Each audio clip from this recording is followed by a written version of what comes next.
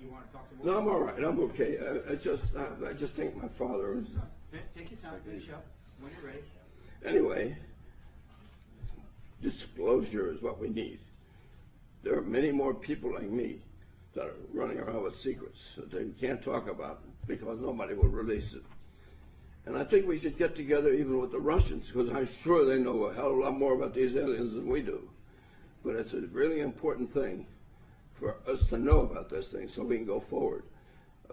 They have technology that we haven't even dreamt of. I'm sure their propulsion system was something like anti-gravity or something like that, because they can stop on a dime and take off at Mach 10 or greater.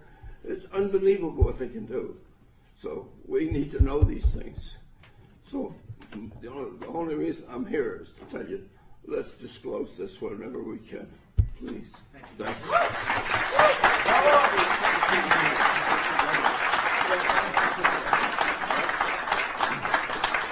All right, very good. Now, at this time, obviously we have a lot of the public here today, and they're very enthusiastic about the issue. We also have some very objective, impartial, and biased press here as well. All right, now, would any of the media like to ask either of these gentlemen a question at this point? Any of the reporters? Alan? Can you tell us, Dr. Mitchell, exactly what the locals of Roswell told you, if you could remember specifically? Well, on the mic.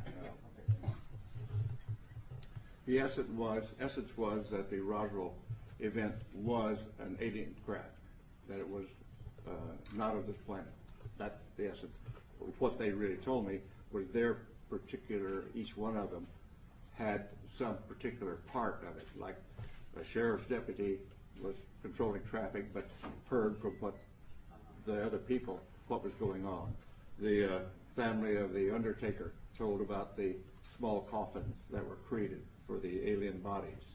And my Air Force family friend said yes, he had heard the same thing from Major Brazel. Each one of them just told what their portion of the activity was all about. So putting it all together, the sum total was, yes, it was an alien spacecraft. Okay. Another question from the media at this time? You happy right now? Obviously, these gentlemen are be available for further questions afterwards, which I know is customarily what happens. Just had a question about fellow astronauts talking to you about seeing space, UFOs in space. No, I have talked to all of the astronauts up through the Apollo program, and the only ones that have had UFO experience were in their Air Force careers, where, like this fine gentleman, were vectored to chase a UFO, never quite made it, couldn't quite get them in their sights or whatever. And that was Deke Slayton, and Gordon Cooper had his experience that's been well recited about seeing one land at Edwards Air Force Base, seeing the pictures of it. Some of the pictures disappeared into the vaults of Washington and never returned. But the military people that had UFO experience were in their Air Force careers before the astronaut program.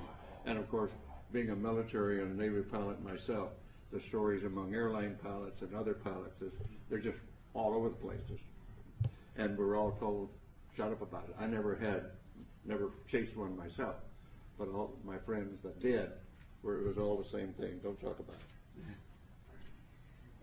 Let me point out that I lied to you earlier when I said we would end no later than 11 a.m. We will go past that because we did get started late and there's so many people here. Sue me. All right, now, I want to make a point. Both of the gentlemen, I think the news here today is, because this gentleman was interviewed back in October, and that's not news, so for the news today is both of these gentlemen are calling on the, obviously since you want this done now, they're calling on the current administration to do this, the Obama administration, to exercise the disclosure event, to bring the information out, and perhaps confirm the extraterrestrial presence. But they're not alone in that. If you do a cursory check on the internet, you can easily find that the former head of the transition team for the current president, the former chief of staff to President Clinton, the former advisor to President Clinton, John Podesta, and now the founder and the CEO of the Center for American Progress, has in this room, 2003, and in the Lisagor room, 2002, called for exactly the same thing, the release of all UFO documents by the United States government. Pretty high-level person said that. But there just wasn't enough press follow-up on that. They didn't really query him. They did not go deeper. Perhaps they will now.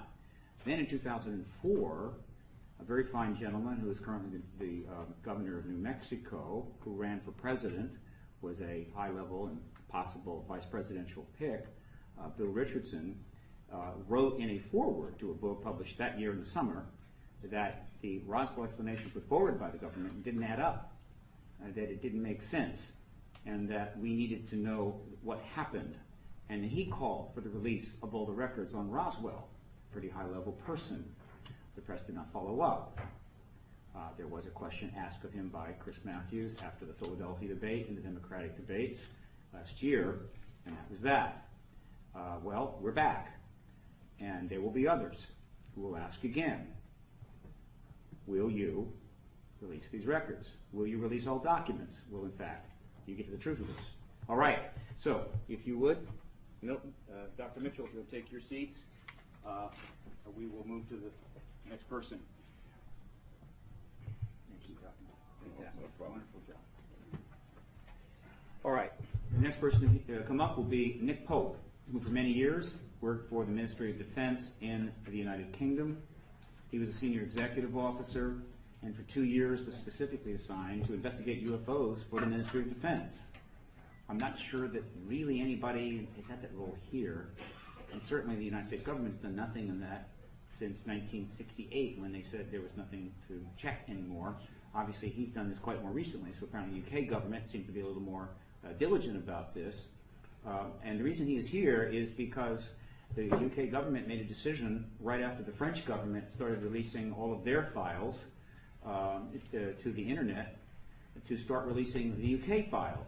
And they've done it in a time release fashion, so they're releasing thousands of files, and then they'll wait 6 months and thousands more, and then each time they do that, it generates a whole news cycle again, as various reports come out alluding to events that happened in the news articles about these events all over the UK, generating hundreds and hundreds of articles. This has generated a lot of press in the UK, a lot of activity, there's a lot going on, and this gentleman has been in the middle of it all. And so we want him to brief you about that. And so Nick, will you come to the mic, please?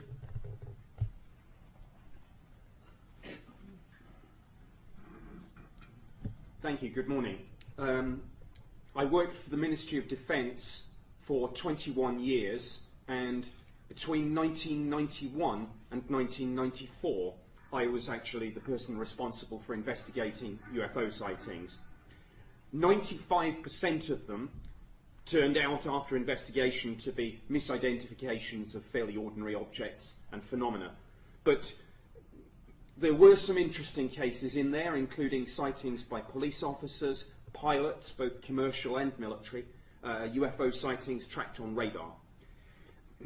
As Steve said, the British government is in the process of releasing its entire archive of UFO files, and one can now go to the Ministry of Defence website, the National Archives website, and see tens of thousands of pages of documentation. Most of the files are sighting reports, but there are also policy papers, including some classified up to the level secret UK eyes only, now declassified, of course.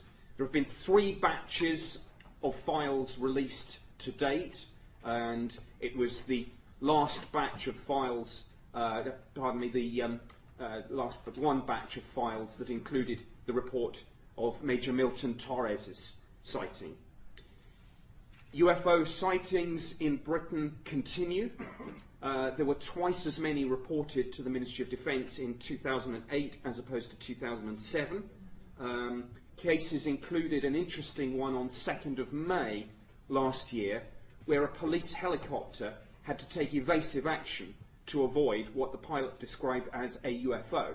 And again, this report can be read on the website of the AirProx board. AirProx is air proximity, and it's jointly sponsored by the Ministry of Defence and the Civil Aviation Authority, which is the UK equivalent of your FAA. Bottom line, from a personal point of view, having worked on these files for 3 years, I don't know what UFOs are. But when one looks at cases